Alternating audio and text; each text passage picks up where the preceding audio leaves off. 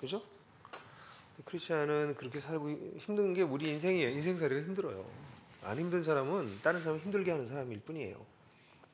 그러니까 여러분 가운데 혹시 안 힘든 분이 계시면 난 지금 누굴 힘들게 하고 있구나 이렇게 생각하시면 돼요.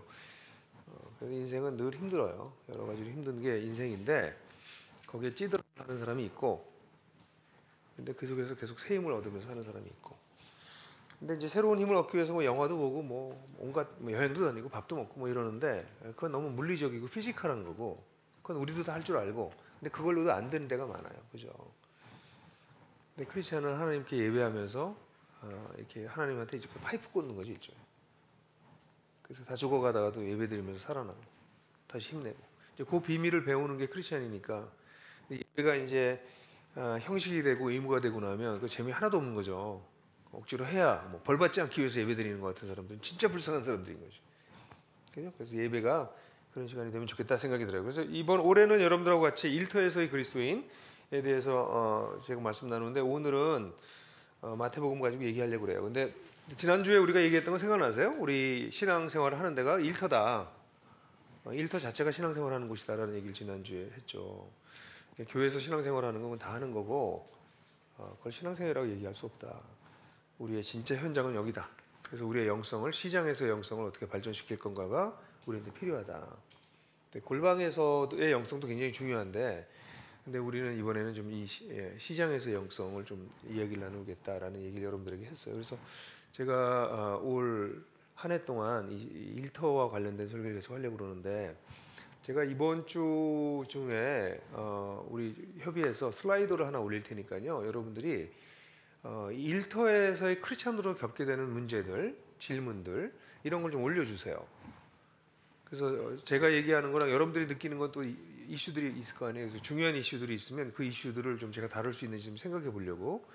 그래서 우리 신우의 게시판에 아까 우리 이창훈 형제 그것도 좀 영상 올려주시고요. 우리 임원들한테 제가 영상 보냈으니까 그것도 다시 한번 올려주시고, 슬라이드도 올려서 여러분들 일터에서 그리스도인으로 겪게 되는 어려움들이 뭔지 좀 한번 내주시면 제가 한번 훑어보고 1년 동안 차례대로 좀 필요한 내용들을 다루는 식으로 이렇게 한번 해볼까 싶어요. 괜찮죠? 오늘은 일단 제가 여러분들하고 같이 우리 근데 이 일터 속에 세 가지 적이 있다라는, 이 세 가지 적이 누굴까요? 내 사수. 가족일까요? 누가 내 적일까요? 뭐 열악한 근무 환경, 회사에 정비되지 않은 여러 가지 시스템, 말 안 듣는 내 부하 직원, 누가 내 적일까요? 그래서 그 적에 대해서 좀 얘기해 보려고 해요. 일터에 도사리고 있는 우리 하나님 나라 백성을 향해 다가오는 적에 대한 얘기를 해보려고 그래요. 유명한 성경 본문이죠. 마태복음 13장 1절에 나와 있는 말씀인데, 그 씨 뿌리는 자의 비유를 예수님이 이제 해설한 부분이에요. 앞부분도 읽을 수 있는데 시간이 모자라서 1장부터 10절은 생략하고 그 이후에 18절에서부터 23절까지를 같이 한번 읽어보도록 합시다. 1절 시작. 너희는 이제 씨를 뿌리는 사람의 비유가 무슨 뜻을 지녔는지를 들어라. 누구든지 하늘나라를 두고 하는 말씀을 듣고도 깨닫지 못하면 악한 자가 와서 그 마음에 뿌려진 것을 빼앗아 간다. 길가에 뿌린 씨는 그런 사람을 두고 하는 말이다. 돌짝밭에 뿌린 씨는 이런 사람이다. 그는 말씀을 듣고 곧 기쁘게 받아들이긴 하지만 그 속에 뿌리가 없어서 오래가지 못하고 말씀 때문에 환난이나 박해가 일어나면 곧 걸려 넘어진다. 또 가시덤불 속에 뿌린 씨는 이런 사람이다. 그는 말씀을 듣기는 하지만 세상의 염려와 재물의 유혹이 말씀을 막아 열매를 맺지 못한다. 그런데 좋은 땅에 뿌린 씨는 말씀을 듣고서 깨닫는 사람을 두고 하는 말인데, 이 사람이야말로 열매를 맺되 100배 혹은 60배 혹은 30배의 결실을 낸다. 일터 속 이 씨 뿌린 자의 비유는 너무 많은 데서 많은 설교를 했기 때문에 여러분들도 많이 들어보셨을 거예요. 근데 이 씨 뿌린 자의 비유는 예수님의 하나님 나라에 대해서 가르치실 때 늘 서론으로 나오는, 마태, 마가, 누가에 다 나오는 비유예요. 그러니까 굉장히 중요한 비유임에 틀림이 없습니다. 근데 오늘 저는 이 본문을 이렇게 제가 본 적은 없었는데, 아침에 말씀 나누는 걸 생각하다 묵상하다 이거야말로 그렇네. 그래서 이건 직장에 적용해야 되겠다 이런 생각이 들어서 같이 말씀을 나누게 돼요. 첫 번째, 길가라고 하는 적이 있습니다. 하나님의 말씀이 이렇게, 그러니까 말씀이 떨어져서 자라나는 것, 이게 일종의 신앙생활이라고 할 수 있고 우리 세상살이라고 할 수 있어요. 세상을 사는데 어떻게 사냐? 지난번에 무슨 얘기했죠? 씨가 떨어져서 가라지와 함께 자라난다. 그 얘기했었죠. 그 얘기가 이 비유 다음에 등장하는 거거든요. 그러면 이제 씨가 떨어져서 자라나는 것, 이게 우리 신앙생활인데 이걸 가로막고 이걸 방해하는 적이 있는데 세 가지 적이 있다는 것이에요. 사실은 이 세 가지의 마음 상태를 얘기하는 것입니다.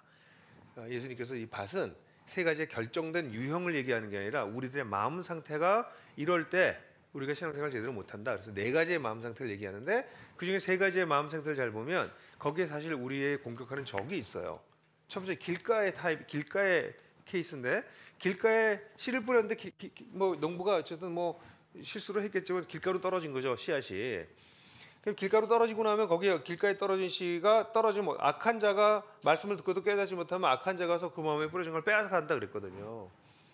그러니까 하나님의 말씀을 듣지만 그 말씀이 그 사람에게 전혀 영향을 끼치지 못해요. 들어도. 이게 우리 직장에서는 어떤 모습으로 나타나냐면 이런 거죠. 여러분들 오늘 아침에 말씀을 혹시 큐티를 하셨나요? 하신 분도 계시고 안 하시는 분도 계시지만 그럼 하신 분들한테 그 뭐가 남아 있어요 지금? 그러면 좀 당황스러울 수 있어요. 지금 좀 다 잊어버릴 수 있어요. 아니 뭐 그걸 떠나서 말씀은 뭐 큐티를 안 했다 할지라도 지난 주일날 설교는 들으셨을 거 아니에요. 3일밖에 안 지났거든. 그럼 지난 주일날 설교를 들었던 것 가운데 여러분들한테 어떤 게 남아 있느냐? 읍스. 뭐 이런 거예요. 아니면 그렇게 우리가 짧은 기간에 말씀을 들은 건 그건 뭐 잊어버릴 수 있죠. 사람의 기억력이 뭐 그걸 말씀을 계속만 기억하고 있으면 일은 어떻게 해? 그러니까 또 그렇게 얘기하는 거는 그 불필요한 혼란스러운 거고. 그러면 거꾸로 기독교가 얘기하는 예수님이 얘기한 중요한 진리가 여러분들 마음속에 여기 씨앗은 일반적인 예수님의 말씀을 얘기하는 것도 있지만 특별히 예수님의 말씀 중의 말씀, 가장 중요한 말씀, 그 핵심적 여러분들 속에 계속 존재하느냐? 없어져 버리냐는 거예요. 그러니까 길가에 떨어진 씨앗의 경우에 대적은 이런 거예요. 그런 걸 우리가 이렇게 붙잡고 있어야 되는데 우리가 살 때 이 길가 속에 있는 가장 큰 대적은 제가 볼 때는 분주함이에요. 멈추지 못함.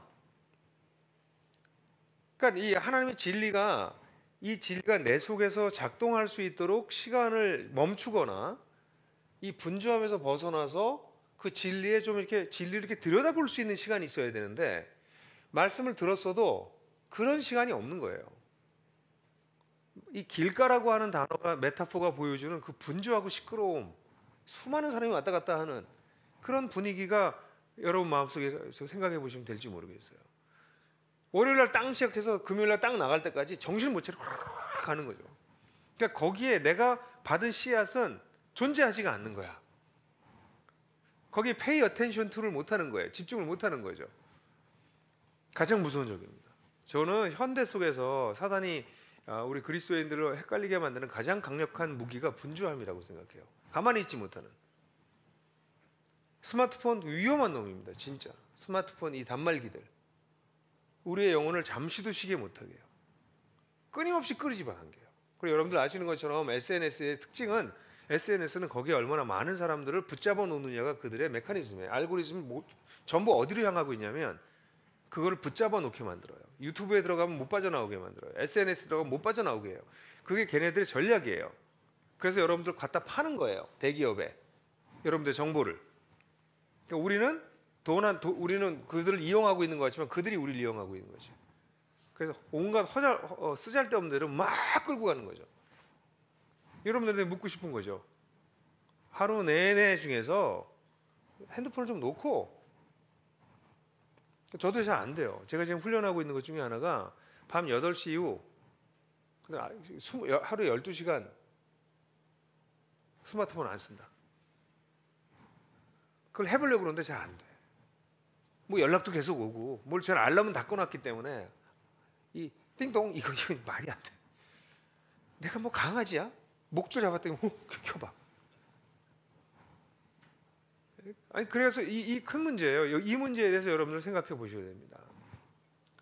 그럼 여러분들이 집중할 수가 없어요. 그래서 하루를 시작하기 전에 일단 우리가 이 스마트폰은 일상적인 문제지만 하루에 아침을 시작하거나 점심 때건 시간 중간중간에 커피 브레이크처럼 여러분들에게 스피리추얼 브레이크가 필요해요.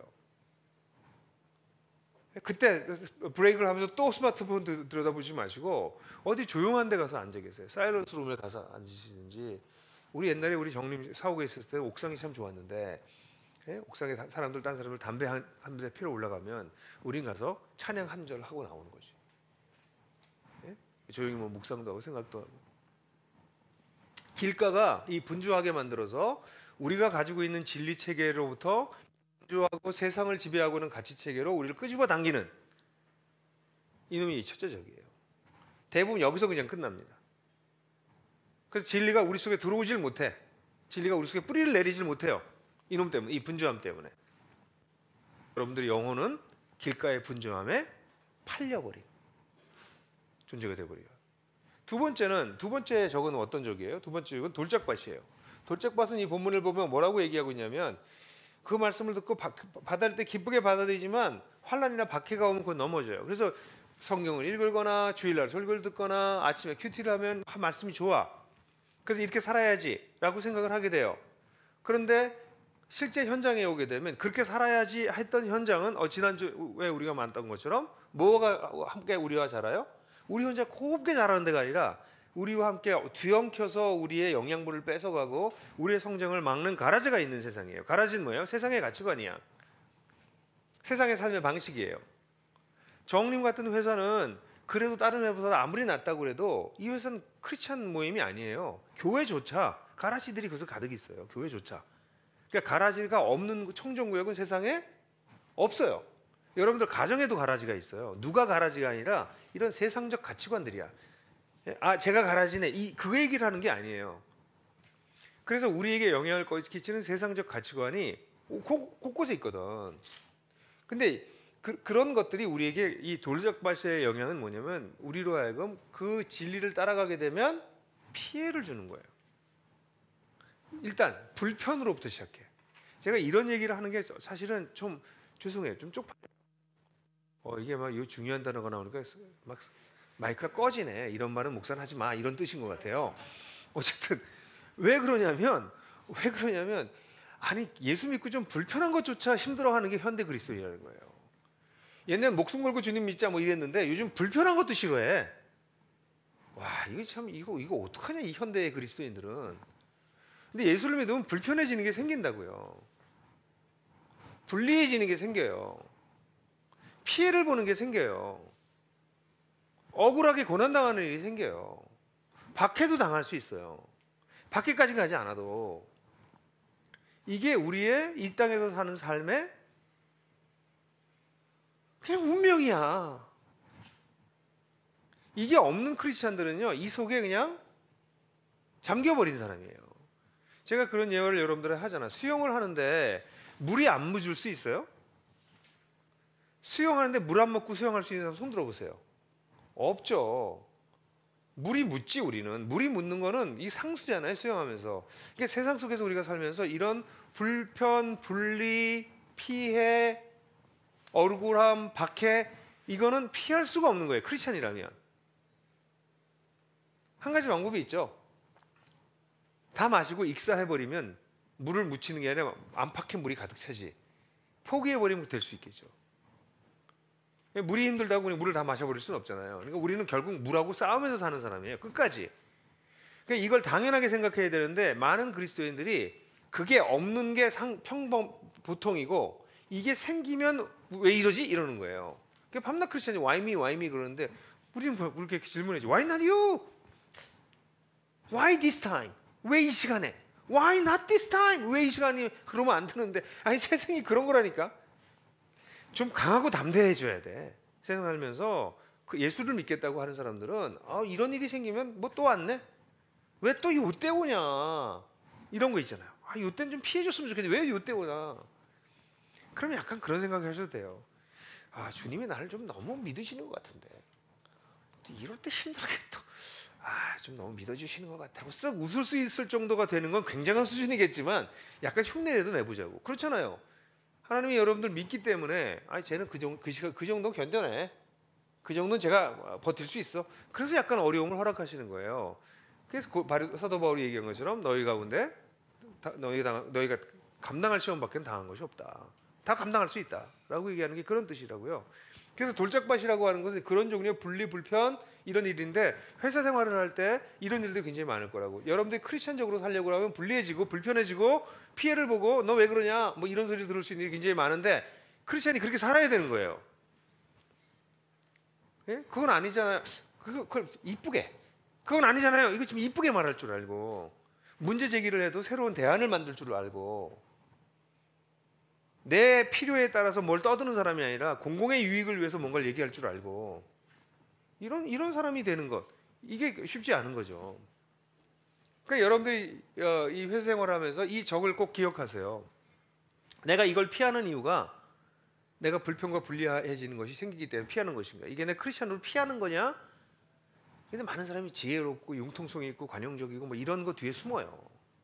그건지 내가 그래도 좀 이렇게 좀 make sense한 크리스천이 돼야지. 이렇게 내가 그거 뒤에 숨는 것인지 잘 생각해 보세요. 그래서 우리 적은 굉장히 다양한 얼굴을 가지고 오니까 근데 그 얼굴 중에 하나가 뭐 아까 분주함이라고 하는 집중하지 못하게 만드는 게 있다면 두 번째 우리를 하여금 피하게 만드는 쉽게 가려고 만드는 그게 두 번째 적이에요. 세 번째 적은 뭐예요? 이놈이 더 어려워요. 세 번째 적은 뭐냐면 가시덤불 속에 떨어지는 건데요. 이런 그런 말씀을 듣긴 한데 세상의 염려와 재물의 유혹에 막아서 열매를 맺지 못한다. 그게 세상의 유혹이에요. 여기 특별히 재물이라고 하는 걸 끊임없이 예수님께서 말씀하시는데 이 물질적 유혹 또 세상의 염려 이런 것들이에요. 그래서 여러분들이 어떤 것을 결정하려고 그럴 때 돈이라고 하는 게 여러분들이 자꾸 끌고 간다. 그럼 일단 경계하셔야 돼요. 돈은 좋은 것이지만 돈은 잘 써야 되는 것이지만 돈이 내 마음을 사로잡으려고 하면 굉장히 위험한 거예요. 제 아들이 요즘 뭐 주식을 자꾸 공부하더라고. 그래서 자기 뭐 군대에서 번 돈 가지고 주식 투자하기 시작해서 벌써 그 지가 번 돈이니까 지가 하는 거 맞지.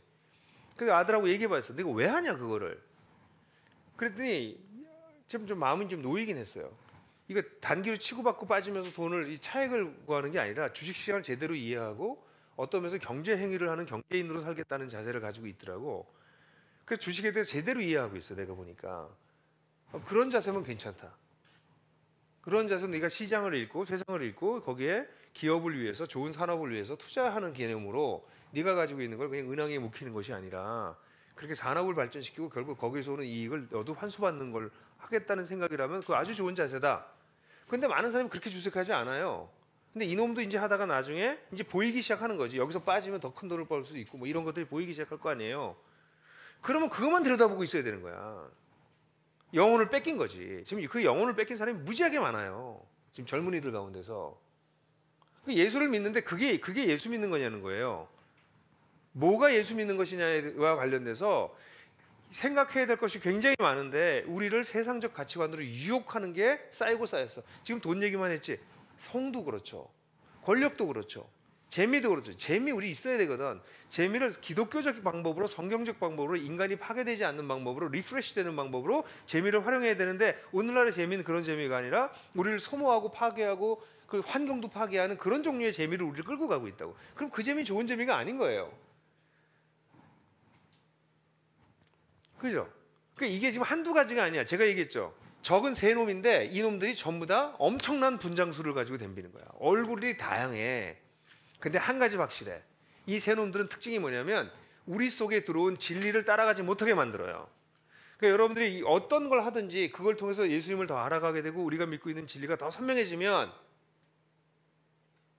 괜찮은 거예요. 돈도 섹스도 술도 다 괜찮은 거예요. 근데 걔네들이 나로 하여금 하나님부터 멀어지게 만든다. 내가 믿고 있는 진리로부터 진리를 잊어버리게 만든다. 그럼 다 위장된 가면을 쓰고 있는 이 적들인 거예요.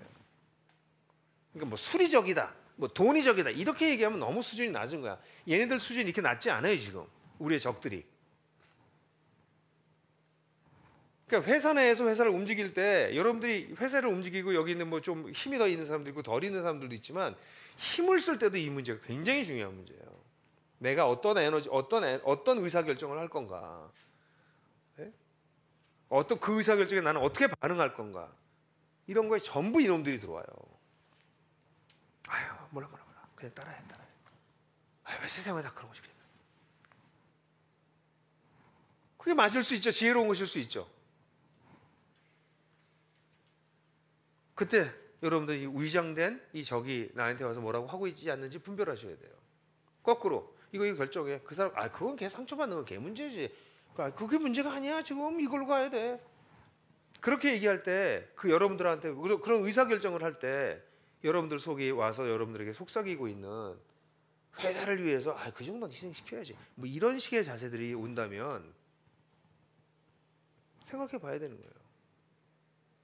이런 식으로 작동되는 거예요. 작동되는 것이. 그러니까 내 힘을 더 쉽게 쓰고 싶은 거죠. 그죠? 그래서 사실 굉장히 어려워요. 힘을 가지고 어떤 의사결정을 했을 경우에 그 의사결정을 사람들에게 이해시키고 소통하고 그로 말미암아 상처를 받거나 오해를 받거나 이럴 수 있는 사람은 피할 수 있게 하는 것은 고난도지에 리더십이 있을 때 가능한 건데 그게 누가 해요? 하나님 나라를 받아들인 사람들이 그렇게 해요. 그렇지 않은 사람은 내 힘 가지고 내가 결정하는데 뭐 이건 내 책무야. 근데 그 뒤에는 그냥 자기 편하게 가면서 더 빠른 성과를 올리고 싶은 욕망이 사로잡혀 있겠죠. 그게 굉장히 많은 거지. 이거 지금 내가 한두 가지 얘기할 수가 없는 거예요. 짧은 시간에. 그죠? 그래서 여러분한테 이 세 가지 유형에 대해서 지금부터 뭐 해야 된다? 늘 깨어 계셔야 돼요. 그래서 여러분들 결실하지 못해. 그럼 이거 어떡하냐 말이지 이게. 그럼 밤낮 이 언제 어느 놈이 어떻게 오나 이거 쳐다보고 있을 수는 없잖아요. 근데 예수님께서 마지막으로 이 속에서 살아나갈 수 있는 이 승리의 비결을 마지막에 말씀하세요. 좋은 땅에 뿌려진 말씀을 듣고 깨닫는 사람인데 이 사람이 아니라 말씀을 할 때 100배 60배 30배 한다. 이게 말씀이에요. 첫 번째 말씀. 이 말씀이라고 하는 건 성경 구절을 외우는 걸 뜻하는 게 아니고요. 하나님께서 가르치신 예수님께서 가르치신 주요 가르침 사상을 뜻해요. 성경 우리 기독교가 조금 이 말씀 그래가지고 좀 잘못 이해했어. 성경을 달달 외우면 되는 줄 알았어. 성경 외우면 안 돼요. 외워봤자야 이단도 다 왜. 성경에서 가르치고 있는 주요 사상이 뭔지를 분명히 알아야 돼요. 여러분들이. 그래서 그것도 이제 보수 그리스도인들 가운데서는 예수님이 내 죄를 위해서 살아서 돌아가셨다. 그래서 결국 우리는 하나님이 사랑하시고 나는 결국 죽으면 천국 갈 거다. 이 정도 기독교 아니에요. 그렇게 하면 안 돼. 이미 여러분들 여러 번 얘기했어요. 예수님이 오셔서 말씀하신 거는 하나님 나라가 시작됐다라고 말씀하셨고 그 하나님 나라에 우리가 들어갈 수 있는 자격이 없는 죄인이고 이 깨진 세상 속에서 우리를 구원하기 위해서 예수께서 대신 돌아가셨고 그 예수를 믿음으로 우리는 시작된 하나님 나라에 들어가서 하나님 나라를 살아내는 사람들이 되는 것이다. 그래서 이 땅을 살면서 그 하나님 나라를 이 세상 속에 드러낼 수 있도록 그것이 가정이건 내 인간관계건 나의 재물의 관계건 나의 오락이건 내 섹스 라이프건 모든 영역에서 하나님 나라가 드러낼 수 있도록 하고 더 나아가서 회사에서도 그렇게 될 수 있고 정치 영역, 경제 영역에서 그렇게 될 수 있도록 할 수 있다면 하는 것 자기의 능력껏 자기의 부르신 만큼 그래서 하나님 나라를 드러내는 우리가 하나님 나라를 세우는 거 아니에요. 하나님 나라는 이미 와 있어요. 근데 우리를 통해서 하나님 나라가 이게 드러난다고. 뭘 우리가 하나님 나라를 어떻게 세우기는 그건 하나님이 세우시는 거지. 근데 우리는 드러내는 거지. 우리를 통해서. 이제 이런 진리가 여러분들 가운데 들어가 있냐는 거지. 이 말씀을 잡았냐는 거예요. 많은 그리스도인들이 진리를 이해를 안 해요. 제가 어제 밤에 이제 유튜브로 TV 생방송하는 게 있어서 갔다 오셨는데 거기 우리 교계의 한 어른이 길 도자를 얘기하면서 우리 기독교를 도로 얘기해요. 도. 실제로 지난주 예를 들어서 제가 설교를 했었는데 사도행전에서는 The Way라고 불러요. 도를 쫓았던 그 도로 인해서 바퀴가 나타나더니 이게 헬라어는 호도스라는 단어인데 그게 한자로는 도자잖아요. 근데 도자가 머리 숫자에다가 길 도자가 길 가다는 이렇게 되잖아요. 그래서 이분이 얘기하기에 머리가 가는 게 길이래. 근데 한국 기독교는 머리가 안 가고 마음만 가. 예? 한국 기독교의 문제는 머리가 안 깬 거예요. 우리가 뭘 믿는지 이해를 덜 한 거야. 그러고선 길을 가는 거예요. 머리가 변해야 돼요. 먼저 진리를 깨달으셔야 돼요.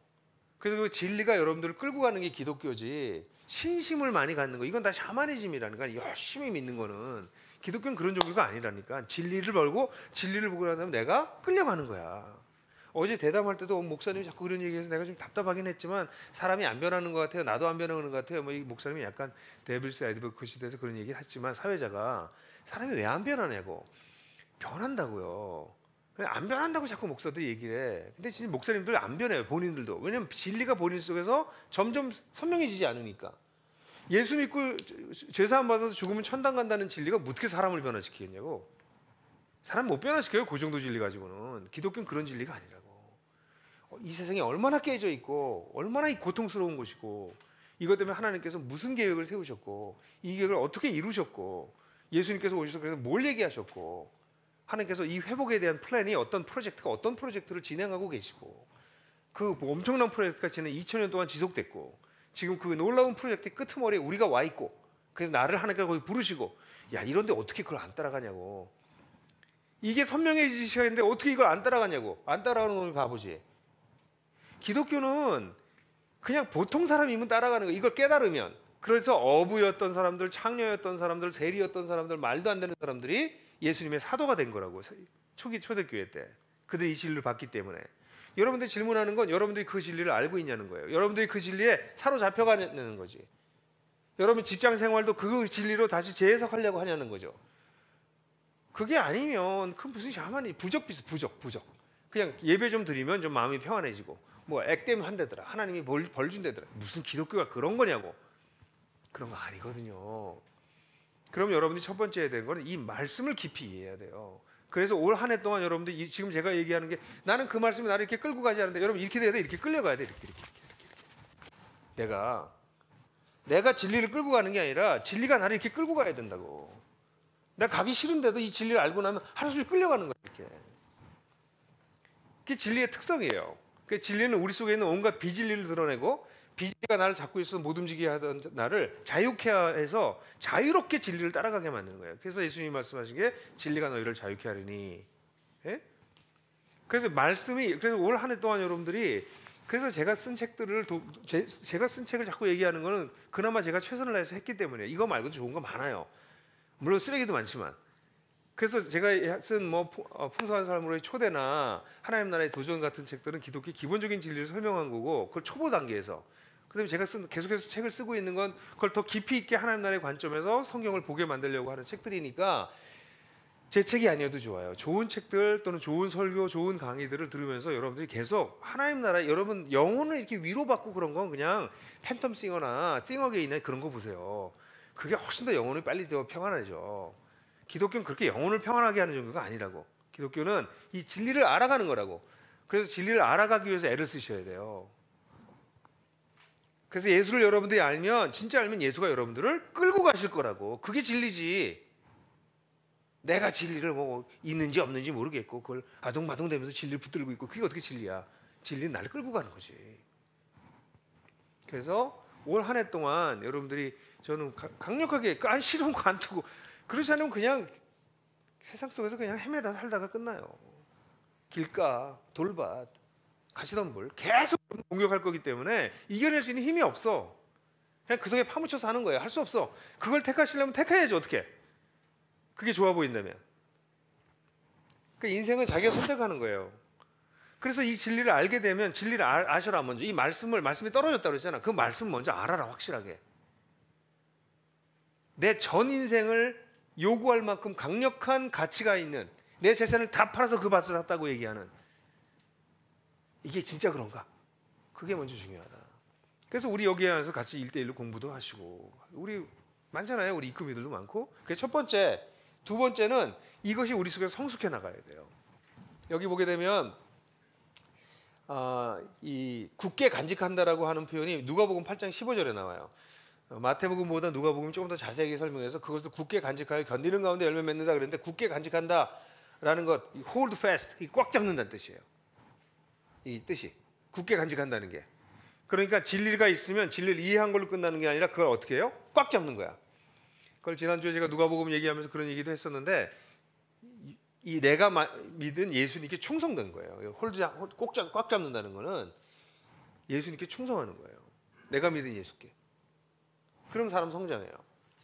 모든 삶의 형상 가운데 특별히 여기서 누가복음에서는 견디는 가운데 이렇게 나오는데 견디는다는 건 모든 풍파 속이야. 온갖 어려움 가운데 바람이 막 불고 날 힘들게 하고 유혹이 오고 박해가 오고 불편하고 막 이런 것이 오고 조바심 나고 분주하고 막 이럴 때 예수를 딱 잡는 거지. hold fast. 그럼 열매 맺는 거예요. 견디는 게 필요해요. 견디는 게. 여러분들이. 시간이 다 됐군요. 그러고 나면 이제 결실한다고 얘기를 해요. 결실.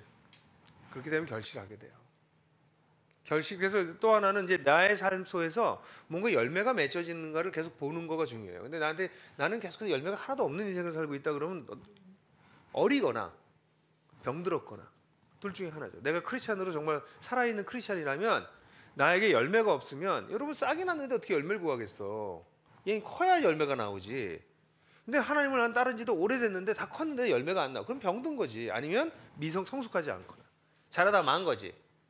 자라다 말면 열매가 없어요. 근데 여기는 어떻게 얘기하고 있냐면 열매가 어떻게 나타난다고 하냐면 100배, 60배, 30배 이렇게 거꾸로 얘기해. 어느 분이 나한테 물어보더라고. 왜 이게 30배, 60배, 100배가 아니라 100배, 60배, 30배냐고. 누가 그런 질문에 깜짝 놀랐어요. 생각 안 해봤거든. 근데 제가 그래서 다시 한번 이렇게 생각하고 난 다음에 여기 찾아보고 뭐 이러니까 결국 이런 뜻인 것 같아요. 100배가 기본이다. 아야 못해도 60, 정한데도 30배다 이 얘기예요. 100배, 60배, 30배 이렇게 쓴 얘기는 실제로 나로 인해서 나의 삶을 통해서 영향을 끼치는 게 그 정도 일어난다는 거죠. 요거 두 가지만 얘기하고 마칠게요. 결실은 하나는 실제로 나로 인해서 예수를 믿게 되는 사람을 뜻해요. 직접적으로는. 그러니까 그냥 내가 죽을 때까지 나를 통해서 예수 믿는 사람 30명은 생겨야 되겠다. 그 정도 기준을 하고 사셔야 돼. 근데 물론 이 예수 믿는다는 게 이렇게 단순하지 않아요. 내가 이렇게 했더니 저 사람 통해서 이렇게 뭐 하여간 여러 가지가 있으니까 내가 직접적이든 어쨌든 나를 통해서 30배 정도가 이 정도의 영향을 끼쳐야 되겠다라는 생각을 하는 거, 그건 당연한 거예요. 여러분들 그렇게 살아야 돼. 나중에 하나님 나라 갔더니 여러분 밑에 아무도 없어. 대가 여러분한테 끊겼어. 얼마나 창피해서 어떻게 해. 여기까지 오려고 2000년 동안 어떻게 내려왔는데. 근데 여기서 끊겨 대가. 예수 믿고. 그건 너무 창피한 거지. 예? 그래서 그게 하나고, 그래서 우리 회사에서 입금 일을 하잖아요. 입금 일을 하는 이유가 그 재생산을 위해서 하는 거지. 또 하나는 회사 내에서 열매를 맺는 거예요. 내가 하는 일을 통해서 다른 사람이, 내 따라오는 사람이 내 일을 더 잘할 수 있도록 이 키핑시키고 도와주는 게 재생산이야. 이게 크리스천은 좀 다른 사람이에요. 나만 잘 나가는 게 아니라 나를 따라오는 사람들이 나와 같이 그 시간 세월이 지나면 나만큼 잘할 수 있는 사람으로 키워내는 거예요. 계속해서. 그게 재생산이에요. 근데 이런 걸 안 하고 나 혼자 열심히 가는 사람은 지가 혼자 커가지고 열매는 자기 혼자 끝나는 거예요. 열매는 내가 열매가 아니라 나와 비슷한 종류가 또 하나 생기는 거예요. 계속해서. 그게 복음 전도로 나타날 수 있는 게 하나이지만 일터에서 뭘로 나타나야 돼요? 전문가로서, 직장인으로서 내 일을 감당할 수 있는, 잘할 수 있는 후배들을 키워내는 게 여러분들이 해야 될 일이에요. 시간이 다 갔어요. 여러분, 정림은요 아무리 기독교를 얘기해도 내가 볼 때 세상적인 일터야. 회사의 리더들이 전부 신실한 크리스찬이 돼도 아마 실수나 잘못하는 건 계속 있을 것 같아. 그리고 인간적인 욕망들, 인간적인 부족한 부분들은 늘 있어요. 이게 세상의 특징이야. 그래도 목사님이 우리 회사의 CPL이죠. 그건 뭐 없어, what? 그거 가지고 좀 낫겠지. 예? 그럼 이 속에서 우리 크리스찬들은 어떻게 살 건가? 이 세속.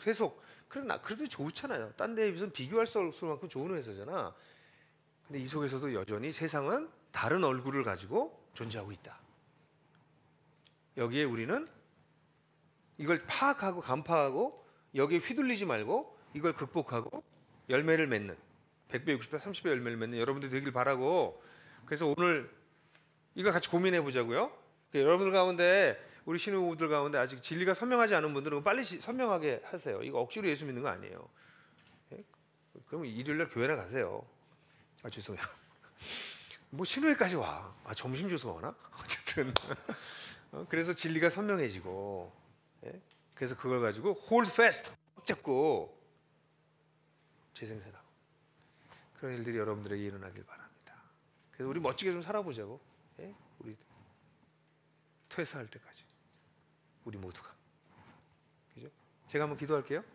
주님, 오늘도 우리 신부들과 같이 짧은 시간 동안 말씀을 나눴습니다. 시간이 짧아서 아쉽지만 우리 신우들이 이 세상 속에서 어떻게 살아야 할지, 우리에게 다가오는 적이 어떤 얼굴로 다가오는지 늘 파악하고, 그렇지만 말씀을 굳게 잡아서 주님께 굳게 충성해서 재생산하는, 열매를 맺는 우리가 될 수 있도록 올 한 해도 붙잡아 주시옵소서. 감사드리고 예수 그리스도의 이름으로 기도했습니다. 아멘. 네.